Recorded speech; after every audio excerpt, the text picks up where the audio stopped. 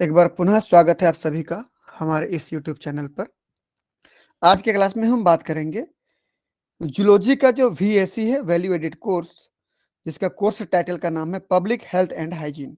ठीक है, इसमें जो तीसरा यूनिट है हमारे पास, थर्ड यूनिट, उसमें हम पढ़ रहे थे नॉन कम्युनिकेबल डिजीज में हाइपरटेंशन की क्लासेस हो चुकी हैं, आर्थराइटिस की क्लासेस हो चुकी है, डायबिटीज की क्लासेस हो चुकी हैं। इस क्लास में हम बात करेंगे पेप्टिक अल्सर क्या होता है। तो चलिए शुरू करते हैं। ठीक, ये हो चुके। देखिए, हम आज शुरू करेंगे पेप्टिक अल्सर, चौथा नंबर का डिजीज। नॉन कम्युनिकेबल डिजीज में क्या होता है? नॉन कम्युनिकेबल मतलब वे डिजीज जो संक्रमण के द्वारा एक व्यक्ति से दूसरे व्यक्ति में नहीं फैलते, बल्कि वो उसी तक ही सीमित रहते हैं, उसको नॉन कम्युनिकेबल डिजीज कहते हैं। इसमें हमारा चौथा नंबर का पॉइंट है पेप्टिक अल्सर। तो चलिए, चौथा नंबर हमारे पास पेप्टिक अल्सर। एक सिंपल सी बात है कि यदि आपके स्टमक यानी कि आमाशय में और इंटेस्टाइन यानी कि छोटी आंत में, स्मॉल इंटेस्टाइन में, यदि किसी प्रकार का घाव बन जाता है अंदर की ओर, या कोई फोड़ा पड़ जाता है, अंदर से छाले पड़ जाते हैं, तो उसी को कहते हैं हम लोग अल्सर। स्टमक में होता है तो स्टमक अल्सर, इंटेस्टाइन में होता है तो इंटेस्टाइन अल्सर।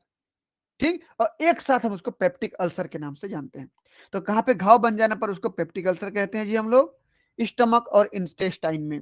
स्टमक यानी कि आमाशय में, इंटेस्टाइन यानी कि स्मॉल इंटेस्टाइन यानी कि छोटी आंत में। ठीक है, तो देख लीजिए, पेप्टिक अल्सर आर सोर्स यानी कि छाला पड़ गया, घाव बन गया इन द स्टमक, कहां पे? आमाशय में, और स्मॉल इंटेस्टाइन या छोटी आंत में। कॉज्ड प्राइमरली, इसका मुख्य कारण जो होता है ना, एक बैक्टीरिया है हेलिकोबैक्टर पाइलोरी। इसको याद रखना, हेलिकोबैक्टर पाइलोरी का जब इन्फेक्शन होता है तब जाके ये इस प्रकार का घाव बन जाता है। ये बैक्टीरिया है। और long term use of NSAIDs like aspirin and ibuprofen, ibuprofen ये ड्रग्स है। क्या ड्रग्स है? Non steroidal anti inflammatory drugs. ठीक, ये ड्रग्स को यदि कोई व्यक्ति लंबे समय तक यूज करता है, जैसे एस्पिरिन और आइब्यूप्रोफेन, ये ड्रग्स हो गए, लंबे समय तक यूज करेंगे, तो भी इस ड्रग्स का साइड इफेक्ट ये है कि स्टमक में और स्मॉल इंटेस्टाइन में घाव बना देता है, उसकी वजह से इंफेक्शन हो जाती है, छाले पड़ जाते हैं। तो उसको हम क्या कहते हैं? पेप्टिक अल्सर, जिससे हमारा पेट दर्द देना शुरू हो जाता है। हमारा पेट दर्द देने का एक कारण ये भी हो सकता है कि हमारे स्टमक में और इंटेस्टाइन में घाव बन चुका हो। ठीक है बच्चों, चलिए आगे बढ़ते हैं।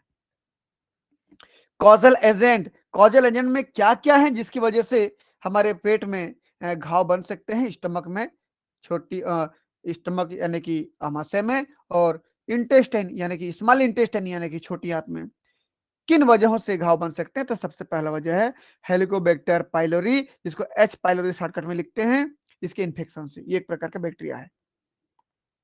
देखिए, this bacteria can weakened the stomach protective lining. Stomach के अंदर की जो परत होगी ना, अंदर की जो म्यूकस की लाइनिंग की परत होती है, म्यूकस की परत होती है, स्टमक के अंदर जो परत होगा ना जी, उसको हम क्या कहते हैं? स्टमक के अंदर की परत को म्यूकस लाइनिंग कहते हैं, ये अंदर की परत को। ठीक है, ये तो ये अंदर की परत जो होगी उसको डैमेज कर देगा कौन? Helicobacter pylori. ये देखिए, छोटा सा क्रीमी जैसा बना दिया गया है ना, वो हेलिकोबैक्टर पाइलोरी बैक्टीरिया है ये। ठीक, स्टमक के अंदर की लेयर को वो डैमेज कर देगा। ये हेलिकोबैक्टर पाइलोरी देखिए फ्लैजिला है, और इसका पूरा ये स्ट्रक्चर है, मेम्ब्रेन है, देखिए सब दिया हुआ है। ठीक, चलिए भाई, अगली बात हम करते हैं ये कि, बस एक मिनट, हाँ ठीक है। तो protective lining making it vulnerable to acid damage.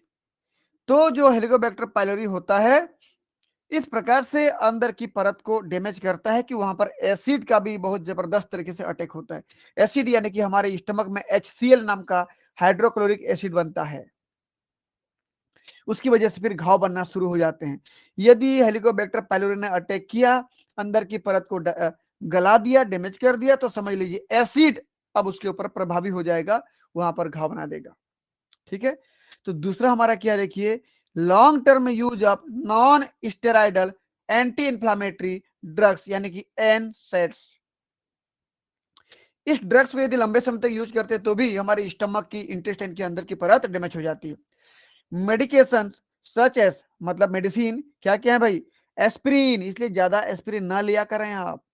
Aspirin, आइब्यूप्रोफेन and naproxen, ये अगर ड्रग्स आप लंबे समय तक इस्तेमाल करते हैं तो हो सकता है कि आपके स्टमक और इंटेस्टाइन के अंदर की दीवार डैमेज हो जाए। Can Erode the stomach protective lining over time. ठीक है, यदि आप बहुत ज्यादा समय तक के लिए अगर दवाई का इस्तेमाल कर लेते हैं तो आपकी स्टमक के अंदर की परत और इंटेस्टाइन के अंदर की परत डैमेज हो सकती है। इससे भी हमको पेप्टिक अल्सर हो सकता है।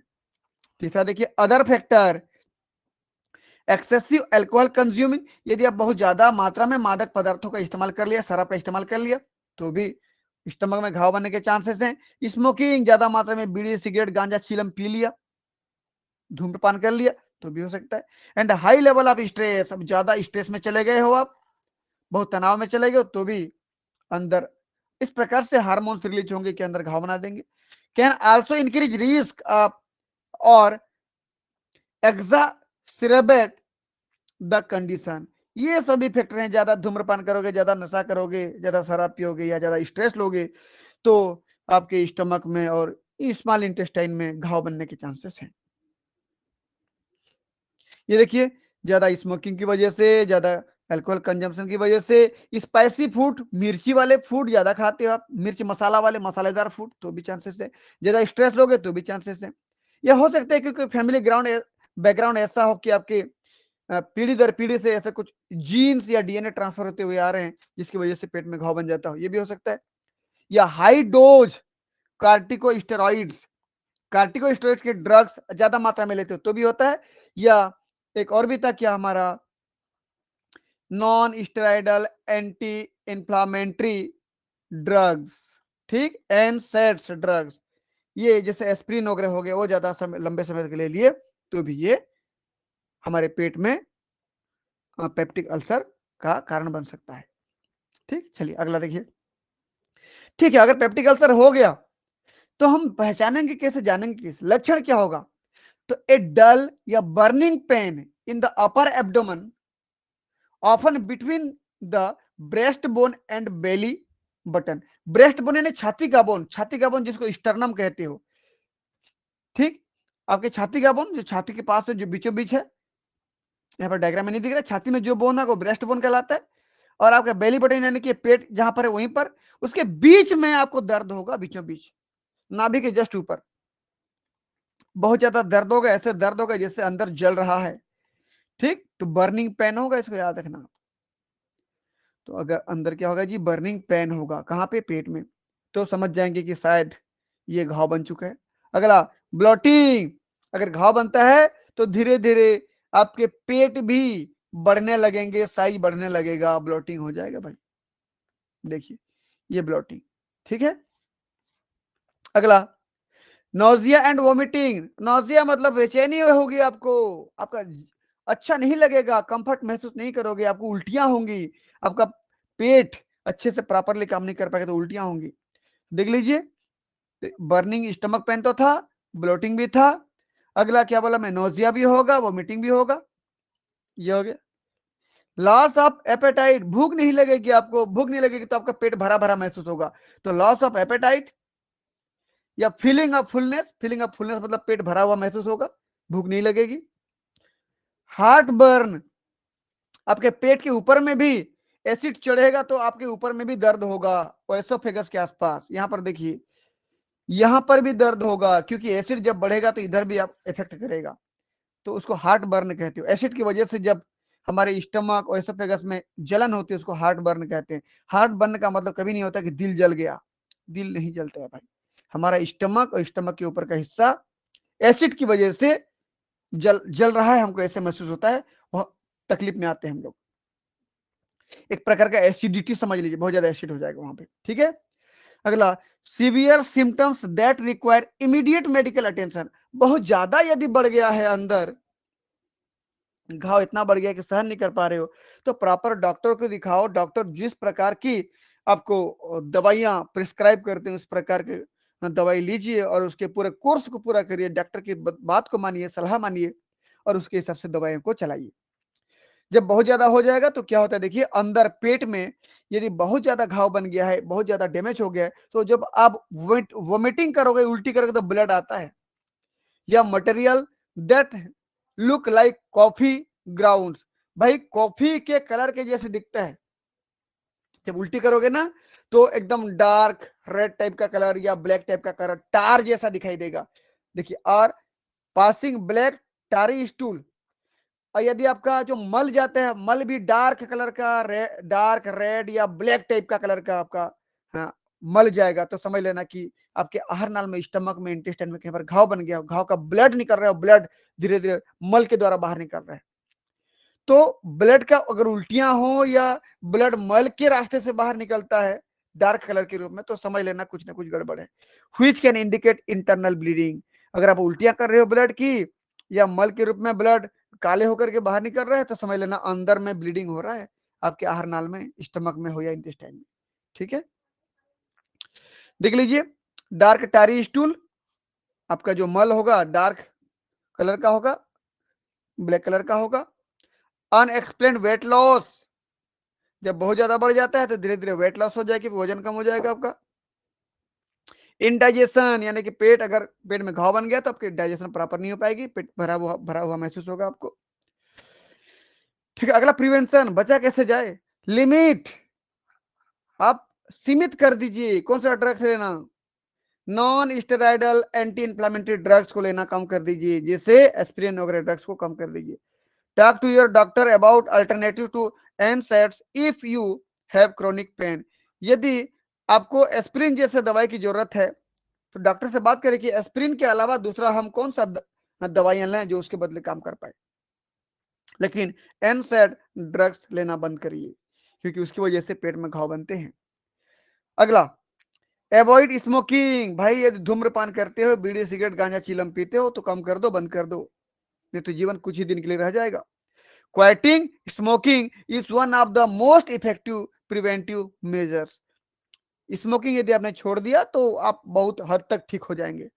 प्रैक्टिस गुड हाइजीन, हमेशा साफ सफाई का ध्यान रखेंगे, क्योंकि अगर आप साफ सुथरा का ध्यान नहीं रखेंगे, स्वच्छता का ध्यान नहीं रखेंगे, तो हो सकता है हेलिकोबैक्टर पायलोरी का इन्फेक्शन हो जाए, आपको घाव और बढ़ जाए। Wash your hand frequently to prevent the spread of Helicobacter pylori, Helicobacter pylori की मात्रा अगर संख्या का आपके बॉडी में बढ़ोतरी हो गया तो समझ लेना आपका घाव और बढ़ते जाएगा। कुक फूड थ्रोली, भोजन को एकदम पर्याप्त मात्रा में अच्छे तरीके से, पूर्ण तरीके से पकाइए। कोई भी भोजन करते हो, खासकर तो जो अगर मीट खाते हो, चिकन खाते हो, अच्छे से पका खाइए उसको। इंश्योर ऑल स्पेशली मीट, सभी भोजन को अच्छे से पकाइए, खासकर मटन को, चिकन को यदि खाते हो तो अच्छे से पकाइए। इज कुक्ड कंप्लीटली, प्रॉपर तरीके से पकाइए उसको। अगला, वॉश हैंड बिफोर ईटिंग, खाने से पहले हाथ को अच्छे तरीके से धोइए। हाथ को धोने का तरीका क्या है, हमने पर्सनल हाइजीन में हैंड वॉश मेथड बताया था, उसको पढ़िए आप जाके, हाथ कैसे धोना है। ठीक, तो वॉश हैंड बिफोर ईटिंग, खाने के पहले हाथ धोइए। This help prevent the transmission of bacteria, ये बैक्टीरिया को फैलने से, हेलिकोबैक्टर पायलोरी को फैलने से रोकेगा। Limit alcohol consumption, drink alcohol only in moderation, यदि आप शराब नहीं छोड़ पाते तो धीरे धीरे कम करिए, कम करते करते धीरे धीरे बहुत समय बाद छोड़िए, लेकिन कम कर दीजिए। नहीं कर पाएंगे तो सीधे मारे जाएंगे, घाव बन जाएगा पेट में। तो ये डायग्राम देखिए आप, ये स्टमक में अल्सर हो गया, जालीदार दिख रहा है, कहने का मतलब घाव बन गया है। अल्कोहल कम करिए, ठीक हो जाएंगे। कॉफी चाय पीना कम कर दीजिए, ठीक हो जाएंगे। कार्बोनेटेड ड्रिंक पीना कम कर दीजिए, जो आपका कोका कोला, पेप्सी, जो भी कोल्ड ड्रिंक वगैरह मिलता है मार्केट में, जो सील बंद रहता है बॉटल में, सब कम कर दीजिए। नमक लेना कम कर दीजिए, नमक से भरा हुआ खाना या मसालेदार खाना, स्पाइसी खाना को कम कर दीजिए। मीट तो खाइए ही मत, और खाते हैं तो बहुत ज्यादा पका के खाइए, फुल्ली पका करके। मिल्क एंड मिल्क प्रोडक्ट को भी खाना बंद कर दीजिए। अगर ये सब बंद करेंगे तो आप बहुत जल्दी ठीक हो पाएंगे। ठीक है, अगला ट्रीटमेंट, यदि मान लीजिए आपको किसी प्रकार का पेप्टिक अल्सर हो गया, तो क्या क्या तरीके हैं, ट्रीटमेंट क्या क्या है। सबसे पहला, मेडिसिन क्या क्या लेंगे, तो मेडिकेशन में देखिए, सबसे पहला मेडिसिन जो लेंगे, proton pump inhibitor and H2 blocker, क्योंकि हमारे स्टमक में प्रोटॉन पंप चल रहा होता है और हाइड्रोजन पंप चल रहा होता है। दोनों की वजह से हमारे स्टमक में, आमाशय में एसिड बनता है, हाइड्रोक्लोरिक एसिड HCl। HCl की वजह से घाव बढ़ते जाता है। अगर HCl की मात्रा को कम कर दिया जाए तो घाव कम हो जाएगा। इसीलिए हम क्या करेंगे, प्रोटॉन पंप का इनहिबिटर ले लेंगे और हाइड्रोजन आयन का ब्लॉकर ले लेंगे। ठीक, तो this drugs reduce stomach acid production. Acid यानी कि हाइड्रोक्लोरिक एसिड HCl, HCl के बनना को कम कर देते हैं तो हमारा घाव भी कम हो जाता है। Allowing the ulcer to heal, हमारा घाव धीरे धीरे भरने लगता है। अगला क्या है, एंटीबायोटिक्स। यदि हेलिकोबैक्टर पायलोरी का अटैक हुआ है तो हेलिकोबैक्टर पायलोरी तो एक प्रकार का बैक्टीरिया है और बैक्टीरिया के अगेंस्ट क्या दिया जाता है, एंटीबायोटिक्स। मैं बार बार बोलता हूं, हर बार बोलता हूं कि एंटीबायोटिक हमेशा बैक्टीरिया के ऊपर ही काम करता है, वायरस के ऊपर काम नहीं करता है। क्योंकि बैक्टीरिया के ऊपर में जो सेल वॉल होता है पेप्टाइडोग्लाइकेंस का बना होता है, ये एंटीबायोटिक पेप्टाइडोग्लाइकेंस को गला देते हैं, मार देते हैं।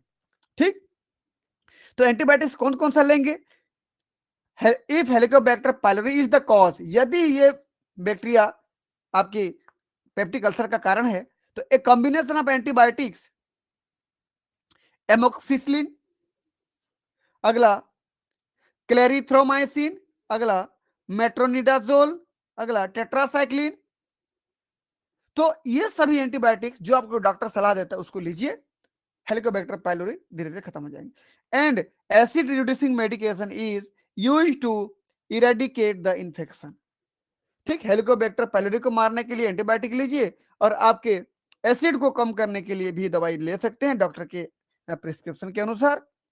और प्रोटॉन पंप इनहिबिटर ले सकते हैं, ड्रग्स दवाई, और दूसरा हाइड्रोजन आयन का ब्लॉकर ले सकते हैं। ठीक, दूसरा सबसे इंपॉर्टेंट चीज क्या, हमारे पास लाइफ स्टाइल चेंज करिए, खाने पीने को बदलिए आप। तो क्वाइट स्मोकिंग बोल रहा हूं मैं, जितना भी धूम्रपान करते हो बंद कर दी। Smoking increase the risk of developing ulcer and slows healing, slow healing. यदि आप स्मोकिंग करते हो, धूम्रपान करते हो तो आपका घाव जल्दी नहीं भरेगा, बहुत धीरे धीरे बढ़ता है, घाव बढ़ता जाता है, भरता कम है बढ़ता जाता है। ठीक, लिमिट एल्कोहल, एल्कोहल शराब कम पीजिए या ना पीजिए तो आपका घाव जल्दी भर जाएगा। Reduce alcohol intake can help with healing, healing यानी घाव का भरना। ठीक, अगर आप अल्कोहल को कम लेते हो या नहीं लेते हो तो आपका घाव जल्दी भरेगा। अगला डाइटरी एडजस्टमेंट, अवॉइडिंग स्पाइसी, खाना में किस प्रकार से आप सेटलमेंट करोगे, किस प्रकार खाना को मैनेज करोगे। तो मसालेदार मिर्चीदार खाना को कम खाइए, फैटी खाना कम खाइए, एसिडिक फूड को कम खाइए। कुछ जो ड्रिंक मिलता है एसिड वाले, जैसे दूध वगैरह हो गया, छाछ वगैरह, वो सब कम पीजिए, लस्सी वगैरह कम पीजिए। में रिड्यूस डिस्कम्फर्ट। ठीक, तो आपके पास जो डिस्कम्फर्ट है, जो कंफर्ट नहीं हो, उसको कम कर सकता है। आप कंफर्ट जोन में ज्यादा आओगे यदि इस सब प्रकार के भोजन को अवॉइड करोगे तो। तीसरा सबसे इंपॉर्टेंट है सर्जरी। सर्जरी वो आखिरी तरीका है, अगर आप मेडिकेशन से यानी कि मेडिकल की दवाइयों से ठीक नहीं हो पाते हैं तो आखिर में सर्जरी करना ही पड़ता है। तो this is reserve for rare case where ulcer do not respond to medication or have caused complication like bleeding या परफोरेशन। यदि आपके स्टमक में छिद्र हो जा रहे हैं, स्टमक में ब्लीडिंग हो रहा है, ब्लड बह रहा है और किसी भी प्रकार की दवाई से ठीक नहीं हो पा रहा है, आपका घाव बढ़ते जा रहा है, बढ़ते जा रहा है, बढ़ते जा रहा है, तो आखिरी उपाय है सर्जरी करके ठीक करो। हम दुआ करते हैं कि किसी भी बच्चे के स्टमक को सर्जरी करने की जरूरत न पड़े। आप पहले से सचेत हो जाएं और अपने खाने पीने के लाइफ स्टाइल को चेंज करें और ये जो स्मोकिंग और ड्रिंकिंग है उसको बंद करें, ना करें तो आप बहुत ही हेल्दी महसूस करेंगे। ठीक है बच्चों, ये हो गया हम लोग का टॉपिक पेप्टिक अल्सर। कैसे लगा आप कमेंट बॉक्स में जरूर बताएं और वीडियो को लाइक करें। यदि हमारे चैनल पे पहली बार है तो चैनल को सब्सक्राइब करें, आपको ऐसे वीडियो मिलता रहेगा। इस वीडियो को अपने दोस्तों के बीच में शेयर करें ताकि उनको भी इस प्रकार का टॉपिक का लाभ मिलता रहे। ठीक है बच्चों, मिलते हैं नेक्स्ट क्लास में, तब तक के लिए बहुत बहुत धन्यवाद। Thank you.